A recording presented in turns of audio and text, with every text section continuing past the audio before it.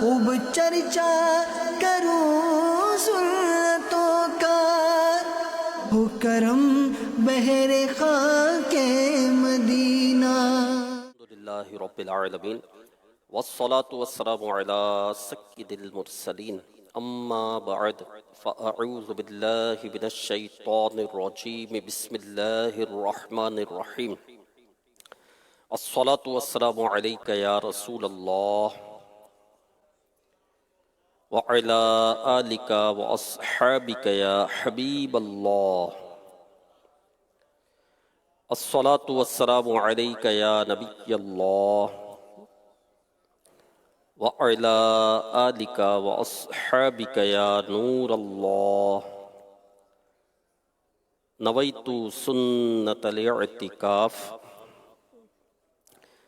نور کے پیکر تمام نبیوں کے سرور صلی اللہ علیہ وآلہ وسلم کا فرمان ہے، جس نے یہ درود شریف پڑھا: اللہم صلی علی محمد وانزلہ المقعد المقرب عندک یوم القیامہ، تو اس کے لیے میری شفاعت واجب ہو گئی۔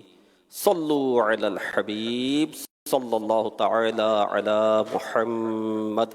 الحمدللہ دعوت اسلامی کے دینی ماحول میں درود و سلام پڑھنے کی ترغیب ہوتی ہے، اور الحمدللہ فضائل بتائے جاتے ہیں، اور درود پاک کی وقتاً فوقتاً آپ دیکھیں کہ مدنی مذاکروں میں بھی دیکھیں تو درود پاک پڑھوائے جاتے ہیں۔ امیر اہل سنت جب کسی مسئلے کا جواب ارشاد فرما دیتے ہیں تو آپ فرماتے صلو علی الحبیب صلی اللہ علی محمد۔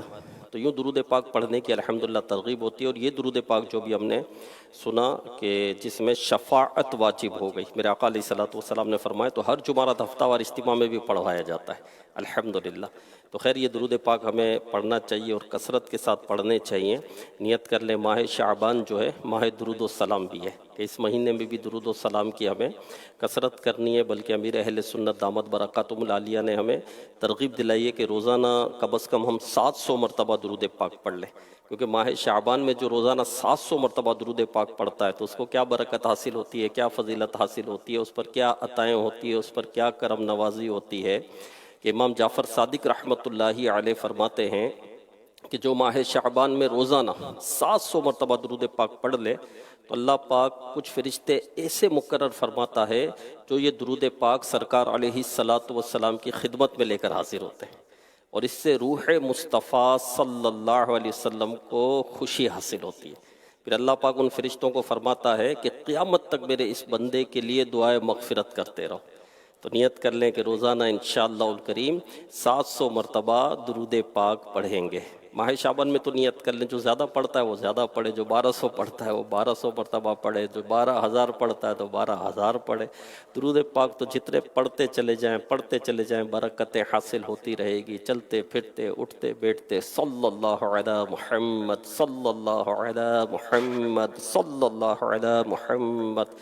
اور ماہ شعبان جو ہے یہ آیت درود بھی ایک قول کے مطابق اس مہینے میں نازل ہوئی، ان اللہ و ملائکتہ یصلون علی النبی، یہ آیت درود کہلاتی ہے، تو یہ بھی اس مہینے میں نازل ہوئی۔ تو ماہ شعبان جو ہے ماہ درود و سلام بھی ہے، اور درود پاک کی ہمیں کثرت کرنی ہے انشاءاللہ الکریم۔ نیت کر لیں کم از کم روزانہ 700 مرتبہ تو درود پاک پڑھ ہی لیجیے۔ قال اللہ تبارک و تعالی فی القرآن الکریم، اللہ پاک قرآن کریم میں فرماتا ہے اعوذ باللہ من الشیطان الرجیم، بسم اللہ الرحمن الرحیم، ارأیت الذی یکذب الدین فذلک الذی یدع الیتیم ولا یحض علی طعام المسکین فویل للمصلین الذین هم عن صلاتهم ساہون الذین هم یراؤون ویمنعون الماعون۔ صدق اللہ العظیم وصدق رسولہ النبی الکریم صلی اللہ علیہ وسلم۔ ترجمہ کنز العرفان، کیا تم نے اس شخص کو دیکھا جو دین کو جھٹلاتا ہے، پھر وہ ایسا ہے جو یتیم کو دھکے دیتا ہے اور مسکین کو کھانا دینے کی ترغیب نہیں دیتا، تو ان نمازیوں کے لیے خرابی ہے جو اپنی نماز سے غافل ہیں، وہ جو دکھاوا کرتے ہیں اور برتنے کی معمولی چیزیں بھی نہیں دیتے۔ صلو علی الحبیب صلی اللہ تعالی علی محمد، توبوا الی اللہ استغفر اللہ، صلو علی الحبیب صلی اللہ تعالی علی محمد۔ تو عاشقان رسول سورہ ماعون یہ مکیہ ہے، یعنی ہجرت سے پہلے نازل ہونے والی سورتوں میں سے ایک ہے۔ اس سورت میں ایک رکوع ہے، 7 آیتیں ہیں۔ ماعون کا معنی ہے استعمال کی معمولی چیز۔ اس سورت کے آخری آیت میں یہ لفظ موجود ہے۔ اس مناسبت سے اسے سورہ ماعون کہتے ہیں۔ یہ بھی کہا گیا کہ یہ سورت آدھی مکہ کے غیر مسلم مثلاً ابو جہل، عاص بن وائل وغیرہ کے متعلق نازل ہوئی، جبکہ اس کا باقی آدھا حصہ عبداللہ بن ابی سلول منافق کے بارے میں مدینہ منورہ میں نازل ہوا۔ علامہ بقائی رحمۃ اللہ علیہ فرماتے ہیں کہ سورہ ماعون میں بنیادی طور پر یہ نقطہ سمجھایا گیا ہے کہ قیامت کے دن اٹھنے اور بارگاہ الہی میں پیش ہونے کا انکار کرنا ابو الخبائث یعنی برائیوں کی جڑ ہے۔ اس انکار کے سبب انسان برے اخلاق اور گھٹیا کردار کا عادی ہو جاتا ہے۔ یہ قیامت میں اٹھنے کا انکار کرنا، قیامت کو نہ ماننا، محشر کے روز اٹھنے کو نہ ماننا، محشر کے روز جو حساب ہوگا، جو پیشی ہوگی، جو حاضری ہوگی، جو نامہ اعمال ملے گا، جو بندے نے کیا ہے وہ پڑھ کر سنانا، یہ نہ ماننا کہ محشر کے روز نہیں اٹھنا ہے، مر گئے معاملہ ختم ہو گیا، محشر کچھ بھی نہیں ہے، محشر کے روز کوئی نہیں اٹھنا، کوئی جنت نہیں ہے، کوئی جہنم نہیں ہے، کوئی قیامت کا دن قائم نہیں ہوگا، اس کا انکار یہ ابو الخبائث یعنی برائیوں کی جڑ ہے کہ جو انسان برائیوں میں مبتلا ہوتا ہے، گناہوں میں مبتلا ہوتا ہے، ظالم بن جاتا ہے، گھٹیا کردار والا ہو جاتا ہے، بے حیا ہو جاتا ہے، جانوروں والی صفات جو انسان کے اندر آ جاتی ہے، اس کی ایک وجہ یہ ہوتی ہے کہ وہ قیامت کا انکار کرتا ہے۔ بلکہ قرآن میں تو غیر مسلموں کو جانور بلکہ جانوروں سے بھی بدتر کہا گیا۔ یہ جانور ہے بلکہ جانور سے بھی بدتر ہے کہ جانور بھی جو ہے، یہ جانور جو ہے وہ آیتیں دیکھتے نہیں ہیں، سمجھتے نہیں ہیں، سنتے نہیں ہیں، وہ معذور ہیں، ہے نا؟ لیکن تم تو دیکھتے ہو، تم تو سنتے ہو، آیتیں سن رہے ہو، تم دیکھ رہے ہو، تم سمجھتے بھی ہو، اس کے باوجود تم انکار کرتے ہو، اس کے باوجود تم دین پر نہیں چلتے، اس کے باوجود تم ایمان قبول نہیں کرتے۔ جانور بھی جو ہے نا، جب نفع ہوتا ہے اس طرف بڑھتا ہے، نقصان ہوتا ہے تو پیچھے ہٹتا ہے، اور تم اپنے نقصان کی طرف ہی بڑھ رہے ہو، جہنم کی طرف بھاگتے چلے جا رہے ہو۔ سرکار علیہ الصلوۃ والسلام کو یہ پہچانتے تو تھے نا کہ اللہ کے آخری نبی ہے، جانتے تھے، پتہ تھا، نشانیاں تھیں، سب پتہ تھا ان کو، لیکن اس کے باوجود ہٹ دھرمی پر یہ اڑے ہوئے تھے۔ تو یہ جو ہے آخرت کے متعلق انکار کرنا، اس سے اس کے اندر کی انسان کے اندر کی انسانیت مٹ جاتی ہے۔ وہ انسان نما حیوان بن کر یتیموں، مسکینوں اور بے سہاروں پر ظلم ڈھاتا ہے اور انہیں دھکے دیتا ہے۔ یہی قیامت کا انکار آدمی کو ریاکار، یہی قیامت کا انکار بندے کو اپنے رب کریم کا نافرمان بناتا ہے، اور اسی انکار کے سبب آدمی بخل یعنی کنجوسی اور حرص و ہوس کے دلدل میں پھنس کر تباہ و برباد ہو جاتا ہے۔ کیونکہ جس کو محشر میں اٹھنا ہی نہیں ہے، کیونکہ جس کو حساب دینا ہی نہیں ہے، جس کو یہی نہیں ہے کہ میرے ہاتھ میں نامہ اعمال آئے گا، جس کو یہی نہیں ہے کہ مجھے رب کی بارگاہ میں حاضری دینی ہے، اپنا جو کیا ہے وہ کر کے وہ بتانا ہے، مجھے اس کا حساب دینا ہے۔ محشر کے روز حساب تو ہوگا نا، اور جس سے حساب ہوا وہ ہلاک ہوگا۔ اللہ سے دعا کریں کہ اللہ پاک ہمیں بے حساب بخش دے۔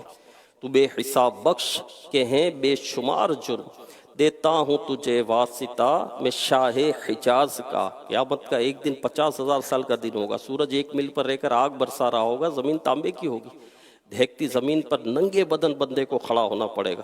جی ہاں، نفسا نفسی کا عالم ہوگا۔ ہاں، کوئی چل کر آ رہا ہوگا، کوئی گھسٹ کر آ رہا ہوگا، کوئی پیٹ کے بل آ رہا ہوگا۔ عرض کی گئی یا رسول اللہ صلی اللہ علیہ وسلم، پیٹ کے بل لوگ کیسے آئیں گے؟ فرمایا سانپ کو چلتے ہوئے نہیں دیکھا، سانپ کو چلتے ہوئے نہیں دیکھا، اس طرح لوگ آ رہے ہوں گے۔ اللہ پاک نے اس دن سے پہلے ایسا غضب کبھی نہیں ڈھایا، نہ کبھی اس دن کے بعد ایسا غضب ڈھایا۔ ایسا دن ہوگا اور حساب دینا ہوگا۔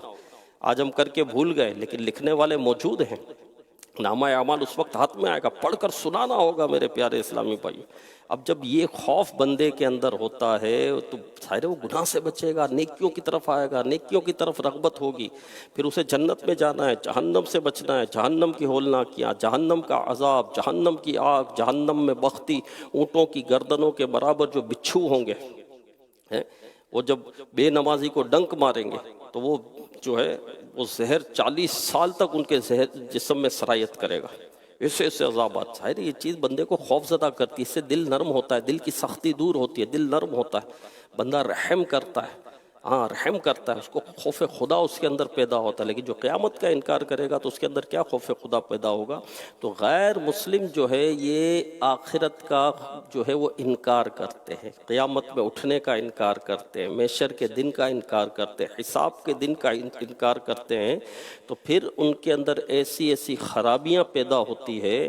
تو اس آیت میں یہی بتایا گیا، اور اس آیت کا جو شان نزول ہوا اس کی کیا وجہ بنی کہ مکہ میں ایک یتیم بچہ تھا، اور اس امت کے فرعون یعنی مکہ پاک کے بہت بڑے غیر مسلم ابو جہل نے ایک یتیم کی پرورش کی ذمہ داری اس نے اٹھائی تھی کہ یہ یتیم ہے، بے سہارا ہے، اس کے باپ کا انتقال ہو گیا، کیونکہ یتیم وہی ہوتا ہے کہ جس کے والد کا انتقال ہو جائے، لیکن وہ جب تک نابالغ ہوتا ہے تب تک یتیم رہتا ہے، بالغ ہو گیا تو اب یتیم نہیں کہلائے گا، ورنہ تو 60 سال کا جو بزرگ ہیں ان کے والد بھی انتقال کر گئے تو پھر تو وہ بھی یتیم ہوں گے۔ تو یتیم وہ ہوگا کہ جو نابالغ ہو اور اس کے والد انتقال کر جائے تو وہ کیا ہوگا؟ یتیم ہوگا۔ تو ایک مکے کا بچہ یتیم تھا، تو ابو جہل بدبخت نے اس کو اپنی پرورش میں لیا، اور اس کو جو وراثت میں مال ملا تھا اس پر بھی اس نے قبضہ کر لیا۔ اب چاہیے تو یہ تھا کہ جب اس نے اپنی پرورش میں لیا اور اس کے وراثت کا جو مال تھا یہ بھی ابو جہل کے قبضے میں آ گیا تو اس کی اچھے سے پرورش کرتا ہے، اس کو کھلاتا ہے، اس کو پلاتا ہے، اس کو پالتا ہے، یہ چاہیے تھا نا۔ لیکن اس بدبخت نے ایسا نہیں کیا، یہ غیر مسلم تھا، اس کا دل حوث سے بھرا تھا، اس کا دل لالچ سے بھرا ہوا تھا، اس کا دل سخت تھا۔ کیوں؟ قیامت کا انکار کرتا تھا نا، قیامت میں اٹھنے کا یہ انکار کرتا تھا نا، تو اس کا دل سخت تھا، اس کو تو اٹھنا ہی نہیں تھا، حساب نہیں دینا تھا۔ تو اس نے اس یتیم کی پرورش کرنے کے بجائے اس کے مال پر جو ہے وہ قبضہ جما لیا۔ اب ایک دن وہ یتیم بچہ اس کے پاس آیا اور اپنا مال اس سے مانگا کہ مجھے میرا مال تو دو، مجھ پہ میرا مال تو خرچ کرو، میرا مال ہے تمہارے پاس۔ اس ابو جہل بدبخت نے اس بیچارے کو دھکے دے کر نکال دیا، اس کو ذلیل بھی کیا اور دھکے دے کر نکال دیا۔ اب جو قریش کے سردار تھے اس نے اس بچے کو مشورہ دیا کہ تم محمد کے پاس جاؤ صلی اللہ علیہ وسلم، اور تم اپنا معاملہ جو ہے محمد صلی اللہ علیہ وسلم اس کے پاس پیش کرو، تو یہ تمہاری مدد کریں گے، یہ تم کو تمہارا حق دلوا دیں گے، تمہارا حصہ یہ دلوا دیں گے۔ اچھا، یہ جو سردار تھے قریش کے، ان کا مقصد یہ تھا کہ محمد صلی اللہ علیہ وسلم تو کچھ نہیں کر سکیں گے، یہ تو اٹھیں گے نہیں، یہ تو جائیں گے نہیں، یہ تو کہیں گے نہیں، یہ تو نہیں کر سکتے کچھ بھی، تو ان کا جو ہے وہ مذاق اڑے گا۔ ان کا مقصد یہ تھا کہ ان کا جو ہے مذاق اڑے گا، لیکن ان کو کیا پتا تھا کہ یہ اللہ کے محبوب ہیں، یہ اللہ کے حبیب ہیں، اللہ نے ان کو مالک بنایا ہے، اللہ نے ان کو اختیارات دیے ہیں، ہاں اللہ پاک نے ان کو جنت کی کنجیاں دی ہے، ان کے اختیارات میں کیا نہیں ہے؟ اشارے سے چاند چیر دیا، چھپے ہوئے کھر کو پھیر دیا۔ میرے آقا علیہ الصلوۃ والسلام نے چاند کو اشارہ کیا تو چاند 2 ٹکڑے ہو گئے۔ ہاں سورج ڈوب چکا تھا، ہاں سورج غروب ہو چکا تھا، میرے آقا علیہ الصلوۃ والسلام نے حکم دیا تو سورج پلٹ آیا، سورج الٹے پاؤں پلٹے، چاند اشارے سے ہو چاک، الٹے پاؤں پلٹے۔ اعلیٰ حضرت فرماتے سورج الٹے پاؤں پلٹے، چاند اشارے سے ہو چاک، الٹے پاؤں پلٹے۔ اس کا کیا مطلب ہے؟ سورج پلٹے، سورج کا پلٹنا یہ تو ہے، لیکن سورج الٹے پاؤں پلٹے۔ فور ایگزامپل کوئی جا رہا ہے اور آپ ان کو بلاتے ہیں، یوں جا رہا ہے کوئی، اور آپ کہتے ہیں شفیق بھائی بات سنیں، تو وہ آپ سے کس طرح بات سنے گا؟ الٹا کھڑے کھڑے سنے گا؟ نہیں، پلٹے گا، یوں جا رہا ہے نا، اب وہ پلٹے گا، اور آپ بولے یہاں یہ شفیق بھائی، تو وہ چلتے چلتے آئیں گے، یوں آئے گا نا، جا یوں رہا ہے، آپ اس کو پکارو گے وہ یوں پلٹے گا، ٹھیک ہے، اور آئے گا۔ یہ ہوگا نا اگر کسی کو آپ بلاتے ہیں تو ہوتا تو یہی ہے۔ اعلیٰ حضرت فرماتے ہیں سورج الٹے پاؤں پلٹے، سورج غروب ہو گیا، اور میرے آقا نے جب حکم دیا تو سورج نے اتنی بھی تاخیر نہیں کی کہ یوں پلٹے، سورج الٹے پاؤں پلٹے، سورج یوں ہی آ گیا کہ میرے آقا کا حکم تھا، سمجھے، الٹے پاؤں چلنا ہوتا ہے نا، کہ کسی کو بلائے اور الٹے پاؤں چلتے ہوئے آ جائے کہ وہ اتنی بھی تاخیر نہ کرے، آپ کے حکم کو ماننے میں اتنی دیر بھی نہ کرے کہ پلٹنا پڑے، وہ یوں ہی آ جائے تو سورج الٹے پاؤں پلٹے، چاند اشارے سے ہو چاک، اندھے منکر دیکھ لے، قدرت رسول اللہ کی، اشارے سے چاند چیر دیا، چھپے ہوئے کھر کو پھیر دیا، اشارے سے چاند چیر دیا، چھپے ہوئے کھر کو پھیر دیا، گئے ہوئے دن کو عصر کیا، یہ تابوت تمہارے لیے، گئے ہوئے دن کو عصر کیا، یہ تابوت تمہارے لیے۔ تو میرے آقا علیہ السلام کی قدرت، میرے آقا علیہ السلام کی طاقت، میرے آقا علیہ السلام کے اختیارات۔ خیر، تو وہ سرداران قریش جو تھے نا، وہ یہ سمجھے کہ یہ جب بچہ جائے گا اور کہے گا کہ ابو جہل نے میرا حق دبا لیا ہے، دلوا دو، تو یہ کچھ کر نہیں سکیں گے، تو ان کا مذاق اڑے گا، جبکہ ایسا نہیں ہوا۔ جب وہ بچہ سرکار علیہ السلام کی خدمت میں حاضر ہوا اور اپنا معاملہ پیش کیا، تو میرے آقا علیہ السلام نے اس بچے کو اپنے ساتھ لیا اور ابو جہل کے گھر تشریف لے گئے۔ جیسے ہی میرا آقا علیہ السلام ابو جہل کے گھر تشریف لے گئے اور ابو جہل نے محمد مصطفیٰ صلی اللہ علیہ وسلم کو آتے دیکھا تو بھائی یہ تو کھڑا ہو گیا، استقبال کا کیا، مرحبا کہا، اندر گیا، یتیم بچے کا مال لے کر آیا اور اس یتیم بچے کو مال دے دیا۔ اور سرداران قریش نے دیکھا تو کہا یہ کیا ہو گیا، ہم تو سمجھے یہ اکڑے گا، ہم تو سمجھے یہ لڑے گا، ہم تو سمجھے یہ جھگڑے گا اور یہ مال تو نہیں دے گا، یہ کیا ہوا؟ اس نے تو مرحبا کہا، اس نے تو استقبال کیا، یہ تو اندر گیا، سامان لے کر آیا، یتیم بچے کو مال دے دیا۔ ابو جہل سے پوچھا کیا تو دین سے پھر گیا، تو نے دین اسلام قبول کر لیا، کیا تو ایمان لے آیا؟ تو بڑا اکڑنے والا تھا، تو بڑا لڑنے والا تھا، تو بڑا جھگڑنے والا ہے۔ ابو جہل نے کہا بات یہ نہیں ہے، بات یہ ہے کہ جب یہ اس محمد صلی اللہ علیہ وسلم اس یتیم بچے کے ساتھ جو ہے آ رہے تھے تو میں نے دیکھا کہ آپ کے دائیں اور بائیں نیزہ تھا، اور اگر میں انکار کرتا، اگر میں اکڑتا، اگر میں جھگڑتا، اگر میں لڑتا تو وہ نیزہ مجھے پھاڑ دیتا۔ تو میں ڈر گیا، میں گھبرا گیا، میں نے اس یتیم بچے کا مال اس کو دے دیا۔ تو سورہ ماعون جو ہے، اس کا جو بنیادی نقطہ تھا وہ یہ تھا، اللہ پاک ہمیں عمل کی توفیق عطا فرمائے اور دین اسلام شریعت پر چلنے کی توفیق عطا فرمائے۔ تو صراط الجنان میں ہے کہ ابو جہل اور اس یتیم بچے کا جو یہ واقعہ ہوا تو پارہ 30 سورہ ماعون کی پہلی چند آیات نازل ہوئی۔ اللہ پاک نے فرمایا اَرَأَيْتَ الَّذِي يُكَذِّبُ بِالدِّينِ فَذَلِكَ الَّذِي يَدُعُّ الْيَتِيمَ وَلَا يَحُضُّ عَلَىٰ طَعَامِ الْمِسْكِينِ، کیا تم نے اس شخص کو دیکھا جو دین کو جھٹلاتا ہے، پھر وہ ایسا ہے جو یتیم کو دھکے دیتا ہے اور مسکین کو کھانا دینے کی ترغیب نہیں دیتا۔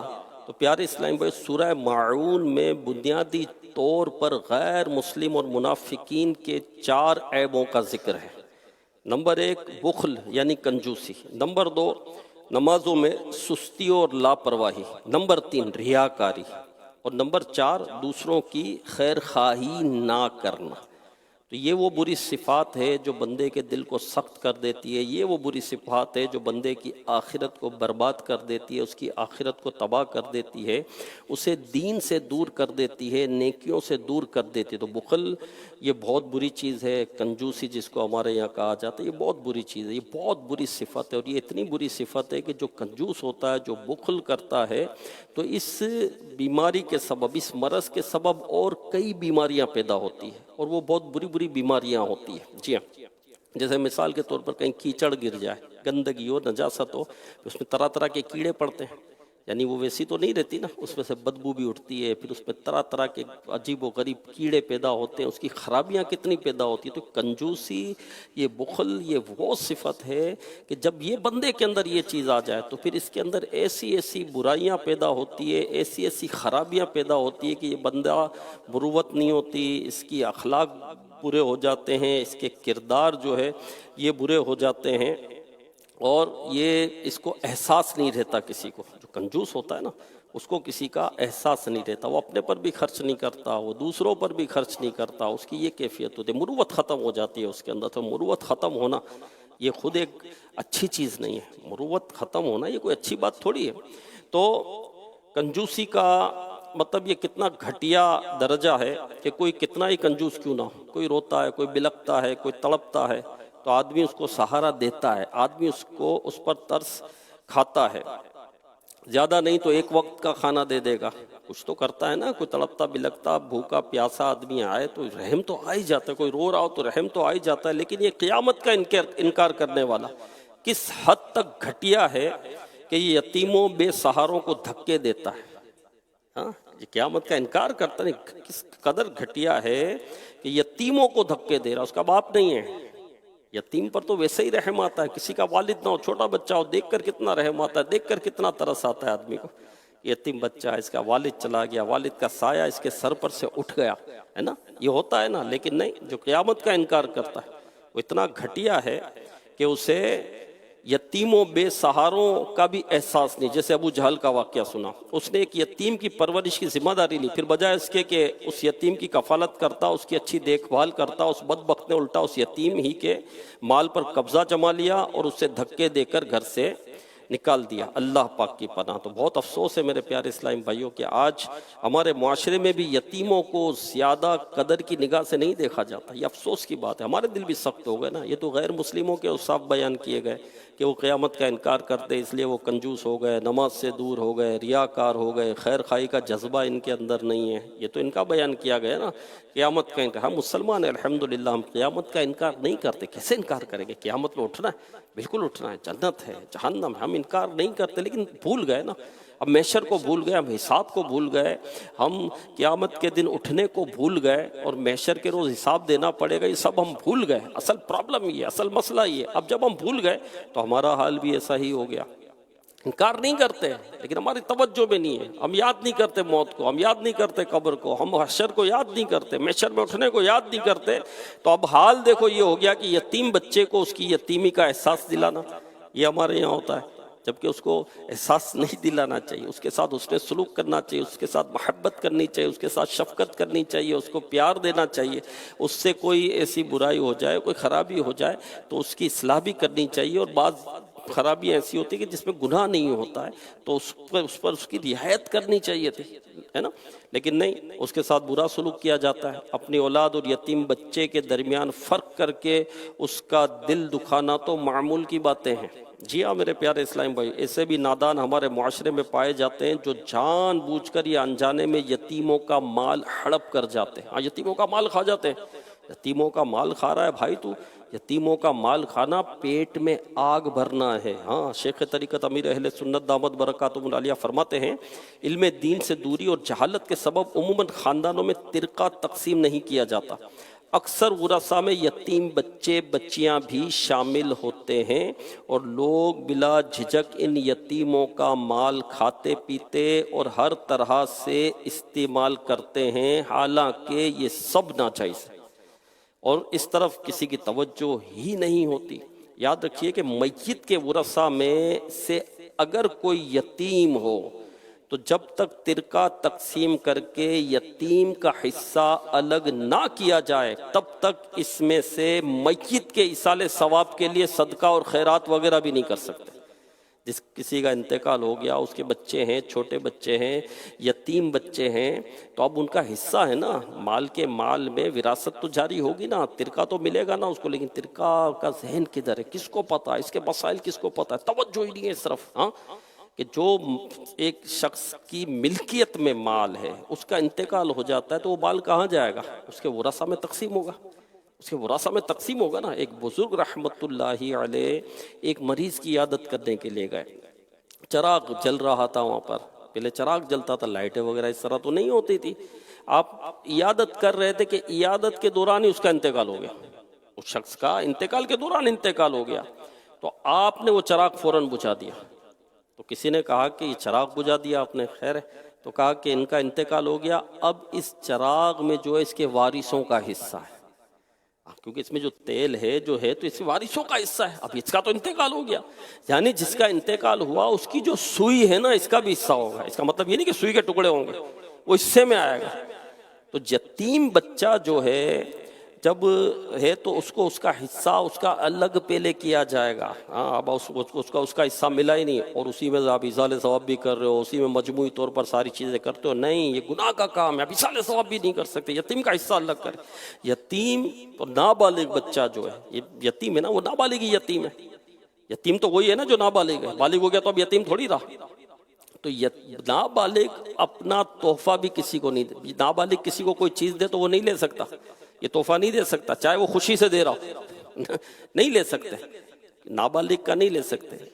ہاں یہاں تک فرمایا کہ کسی نابالغ سے کسی نے کنویں سے پانی منگوایا، کیونکہ کنویں کا پانی ایسا ہوتا ہے کہ جس نے لیا وہ اس کا مالک ہو گیا، یہی ہوتا ہے نا، کنویں کا پانی جس نے بھرا وہ اس کا مالک ہو گیا، سرکاری نل بھی لگے ہوتے پانی کے، جس نے بھرا وہ اس کا مالک ہو گیا۔ اب کوئی نابالغ بچے کو بھیجتا ہے، اب وہ نابالغ نے بھرا وہ اس کا مالک ہو گیا، اب اس کو استعمال آپ تھوڑی کر سکتے، نابالغ چیز کی چیزیں آپ استعمال نہیں کر سکتے، وہ تحفہ دے تب بھی آپ لے نہیں سکتے۔ اب تو اس کا حصہ پہلے کرنا ہوگا، ترکہ کرنا ہوگا۔ اب حصہ دے دیا، اب جو بالغ ہے وہ اپنی رقم سے اب ایصال ثواب کرتا رہے تو کر سکتا ہے، لیکن کس کی توجہ؟ یہ باتیں تو کتنوں کو پتہ نہیں سمجھ آ بھی رہی ہوگی، نہیں آ رہی ہوگی، کئیوں کو بھائی کیا باتیں ہو رہی ہے، کیا بات ہو، نئی بات ہو، بھائی آپ نے جو پہلی بار بات سنی تو وہ نئی ہے تو ٹھیک ہے آپ کے لیے نہیں ہے، لیکن یہ نئی نہیں ہے، یہ شریعت کے احکام ہیں، یہ دین کے احکام، یہ سیکھنے۔ تو ابھی بیان ہوا نا کہ کئی لوگ جہالت کی وجہ سے، بے علمی کی وجہ سے یتیموں کے مال میں تصرف کر رہے ہوتے ہیں، اس کا استعمال کر رہے ہوتے ہیں، کھا رہے ہوتے ہیں، اس کو خرچ کر رہے ہوتے ہیں، ان کو پتہ بھی نہیں ہوتا۔ اللہ پاک فرماتا ہے ان الذین یأکلون اموال الیتامی ظلما انما یأکلون فی بطونہم نارا وسیصلون سعیرا۔ ترجمہ کنز العرفان، بے شک وہ لوگ جو ظلم کرتے ہیں، بے شک وہ لوگ جو ظلم کرتے ہوئے یتیموں کا مال کھاتے ہیں وہ اپنے پیٹ میں بالکل آگ بھرتے ہیں اور ان قریب یہ لوگ بھڑکتی ہوئی آگ میں جائیں گے۔ دیکھیں تو اس آیت مبارکہ کے تحت مشہور مفسر شہیر مفتی احمد یار خان نعیمی رحمۃ اللہ علیہ فرماتے ہیں کہ جب یتیم کا مال اپنے مال سے ملا کر کھانا کئی صورتوں میں حلال ہوا تو علیحدہ طور پر کھانا بھی ضرور حرام ہے۔ اس سے معلوم ہوا کہ یتیم کو تحفہ دے سکتے ہیں مگر اس کا دیا ہوا تحفہ نہیں لے سکتے۔ یہ بھی معلوم ہوا کہ وارثوں میں جس کے یتیم بھی ہوں، اس کے ترکہ سے نیاز، فاتحہ اور خیرات کرنا حرام ہے اور اس کھانے کا استعمال حرام۔ اولاً مال تقسیم کرو، پھر بالغ وارث اپنے مال سے خیرات کرے۔ مفتی صاحب مزید فرماتے ہیں جب میت کے یتیم یا غائب وارث ہوں تو مال مشترک میں سے اس کا فاتحہ، تیجا وغیرہ حرام ہے کہ اس میں یتیم کا حق شامل ہے، بلکہ پہلے یہ تقسیم کرو پھر کوئی بالغ وارث اپنے حصہ سے یہ سارے کام کرے، ورنہ جو بھی جانتے بوجھتے وہ کھائے گا دوزخ کی آگ کھائے گا، قیامت میں اس کے منہ سے دھواں نکلے گا۔ روایت میں ہے کہ یتیم کا مال ظلماً کھانے والے قیامت میں اس طرح اٹھیں گے کہ ان کے منہ، کان اور ناک سے دھواں اٹھتا ہوگا جس سے وہ پہچانے جائیں گے۔ کہ یہ یتیموں کا مال ناحق کھانے والے ہیں۔ اللہ پاک ہمیں یتیموں بلکہ تمام مسلمانوں کے حقوق پورے کرنے کی توفیق عطا فرمائے۔ آئیے یتیم بچوں کے ساتھ بھلائی کرنے کے بھی کچھ فضائل سنتے ہیں میرے پیارے اسلام بھائی، توجہ سے سنیں۔ ہاں، اللہ پاک کے پیارے نبی رسول ہاشمی صلی اللہ علیہ وسلم نے فرمایا، مسلمانوں میں بہترین گھر وہ ہے جس میں یتیم ہو اور اس کے ساتھ اچھا سلوک کیا جاتا ہو، اور مسلمانوں میں بدترین گھر وہ ہے جس میں یتیم ہو اور اس کے ساتھ برا سلوک کیا جاتا ہو۔ تو مسلمانوں میں بہترین گھر کون سے ہیں؟ جس میں یتیم ہو اور ان کے ساتھ اچھا سلوک کیا جاتا ہو۔ اور بدترین گھر کون سے ہیں؟ جس میں یتیم ہو اور ان کے ساتھ برا سلوک کیا جاتا ہو۔ یتیموں کے ساتھ اچھا سلوک کریں، شفقت کریں، محبت کریں، نرمی کریں، پیار کریں، کھلائیں پلائیں، انہیں پہنائیں۔ ہاں میرے پیارے اسلامی بھائیوں، ان کو دینا بھی رائے خدا میں، یتیم پر خرچ کرنا بھی رائے خدا میں خرچ کرنا ہے، اور رائے خدا میں خرچ کرنے سے کم نہیں ہوتا، رائے خدا میں خرچ کرنے سے بڑھتا ہے۔ میرے آقا علیہ الصلوۃ والسلام نے قسم ارشاد فرمائی کہ اللہ کی قسم رائے خدا میں خرچ کرنے سے کم نہیں ہوتا، بہت بڑھتا ہے، بہت بڑھتا ہے۔ اور کنجوسی کا حل بھی یہی ہے، بخل کا حل بھی یہی ہے، کیونکہ جو بخیل ہوتا ہے نا وہ خرچ نہیں کرتا، وہ دیتا نہیں ہے نا، وہ دیتا نہیں، کنجوس ہوتا ہے، وہ نکالتا ہی نہیں، اپنے پر خرچ نہیں کرتا، دوسرے پر کیا خرچ کرے گا؟ نہیں کرتا۔ اب کیا کرے؟ نہیں ہو رہا خرچ، تکلف کے ساتھ کرے، تھوڑا تھوڑا خرچ کرنا شروع کرے، تھوڑا تھوڑا خرچ کرنا شروع کرے۔ ہم میں بھی کتنا خرچ کرتے، رائے خدا میں کتنا دیتے، خرچ کرے، تھوڑا تھوڑا کرے۔ اب 10 روپیہ کرے نا، 10 روپیہ کیا ہے اس دور میں؟ کچھ بھی نہیں ہے، چائے بھی نہیں آتی، چائے بھی کوئی 50-60 روپے یا 70 روپے کی ہو گئی اب تو۔ ہاں، روٹی 10 روپے کی نہیں آتی بھائی، 5-10 روپے کی روٹی کب آتی؟ لیکن کریں، کرنا شروع کریں، روز کا 10 روپیہ، روز کا 5 روپیہ، اب کریں تو صحیح، یہ کچھ بھی نہیں ہے، روز کریں لیکن کریں ضرور۔ ابھی کرتے کرتے جو ہے نا آپ رائے خدا میں دینے والے ہو جائیں گے۔ ہاں، جو ہے وہ دل سخی ہوتا چلا جائے گا، جذبہ بڑھتا چلا جائے گا، رائے خدا میں دیا کریں۔ یہ تو متقیوں کے اوصاف میں سے ایک وصف قرآن میں بیان ہوا، ان الذین ينفقون فی السراء والضراء، تنگ دستی میں ہو یا مالداری میں ہو، رائے خدا میں دیتے ہیں۔ ہاں، یہ متقیوں کے اوصاف بیان ہوئے۔ ہم کہتے ہیں میں تو غریب آدمی ہوں، میرے پاس تو کچھ بھی نہیں ہے، میرے پاس تو بس میں بڑا غریب ہوں، میرے پاس تو کرائے کا گھر ہے، میرے پاس تو اپنا گھر بھی نہیں۔ ہاں بھائی، تو غریب آدمی ہے، ہم نے کب منع کیا کہ تو امیر آدمی ہے؟ ہاں واقعی تیرے پاس تیرا بینک بیلنس نہیں ہے، واقعی تیرے پاس سونا نہیں ہے، واقعی تیرے پاس چاندی نہیں ہے، واقعی تو کرائے کے گھر پر رہتا ہے، تو جاب کرتا ہے، تو نوکری کرتا ہے۔ میرے بھائی، ناشتہ کرتا ہے کہ نہیں کرتا؟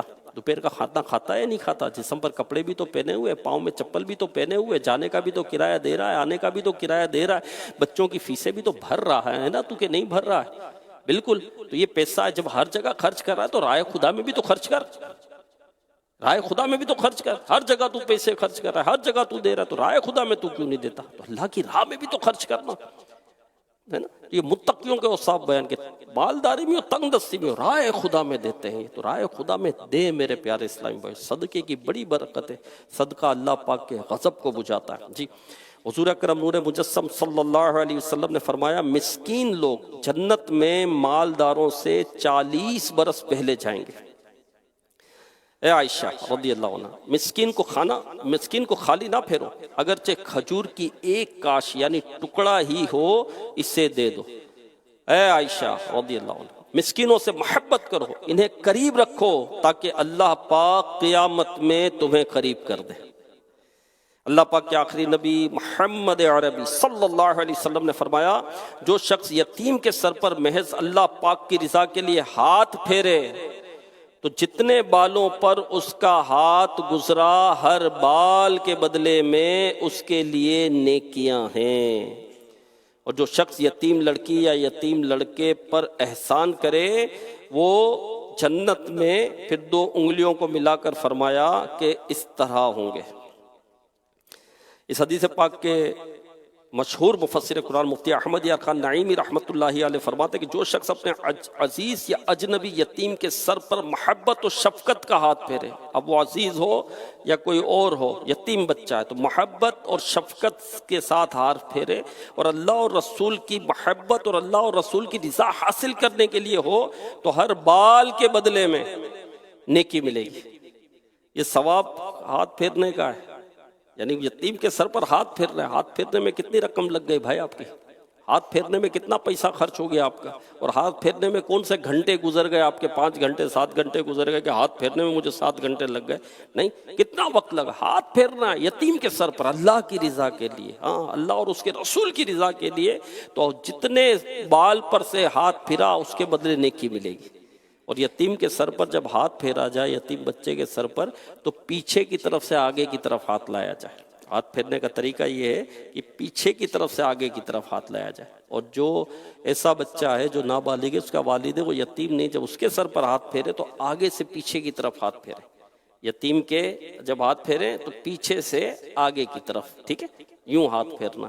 تو جتنے بال جو ہے وہ ہاتھ کے نیچے سے گزرے، سب کے برابر ایک نیکی، ایک نیکی ملے گی، اس کو نیکیاں ملے گی۔ جی ہاں، اب یہ ہاتھ پھیرنے کا اتنا ثواب جس پہ کچھ لگا نہیں، تو جو یتیم پر اپنا مال خرچ کرے گا، جو یتیم کی کفالت کرے گا، اس کا دل خوش کرے گا، اس کو کھلائے گا، اس کو پلائے گا، اس کو پالے گا، اس کی رعایت کرے گا، ہاں اللہ والے تو ایسے گزرے ہیں کہ ان کا دوست اس کا انتقال ہو گیا، بچے یتیم ہیں، ان کا معمول یہ ہوتا تھا کہ گھر سے اپنا سودا لینے نکلتے نا روزانہ، گھر کے لیے جو لیتے ہیں، سبزی لے لی، باجی لے لی، گوشت لے لیا، جو بھی لیا، اپنے گھر کے لیے جو لیتے نا، اپنے دوست کے بچوں کے لیے وہی لیتے ہیں، اپنے گھر میں جو پہنچاتے اپنے دوست کے بچوں کے گھر میں وہی پہنچاتے ہیں، جب تک کہ وہ بالغ نہ ہو جاتے، جب تک کہ وہ اپنے پاؤں پر کھڑے نہ ہو جاتے، یہ ان کی کفالت کرتے تھے۔ جی ہاں، یہ ہوتا ہے میرے پیارے اسلامی بھائیوں، ہم کتنے یتیموں کی کفالت کرتے ہیں، ہم کتنے بچوں کو، اب بھائی ہمارے کتنے بچے، 3 بچے، 3 بچوں کو تو پال رہا ہوں، 4 ہوتے تو کیا کرتے ہیں،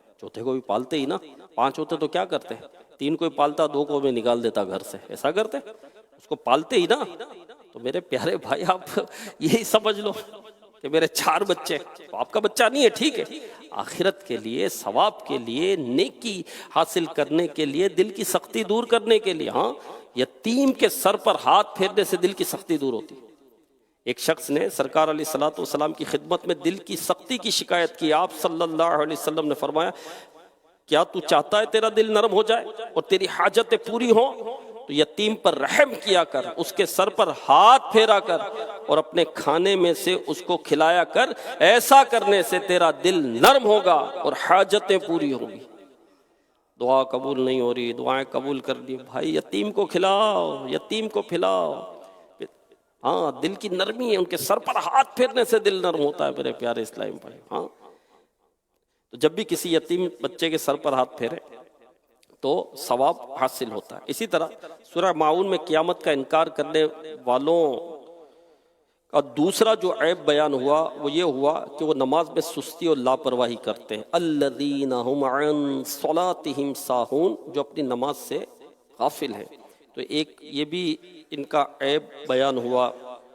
اسی طرح میرے پیارے اور محترم اسلام بھائیوں، نماز کی بھی ہمیں ظاہر پابندی کرنی ہے، وقت چونکہ کم ہے، اور ایک جو وصف اور بیان ہوا، الذین هم یراؤون، وہ جو دکھاوا کرتے ہیں، یعنی منافقین فرائض کی ادائیگی اللہ پاک کی رضا حاصل کرنے کے لیے نہیں بلکہ لوگوں کو دکھانے کے لیے کرتے ہیں۔ تو جو بھی کام کرنا ہے اللہ کی رضا کے لیے کرنا ہے، اللہ پاک کو راضی کرنے کے لیے کرنا ہے، اور سب سے بڑی نعمت ہی رب کی رضا ہے۔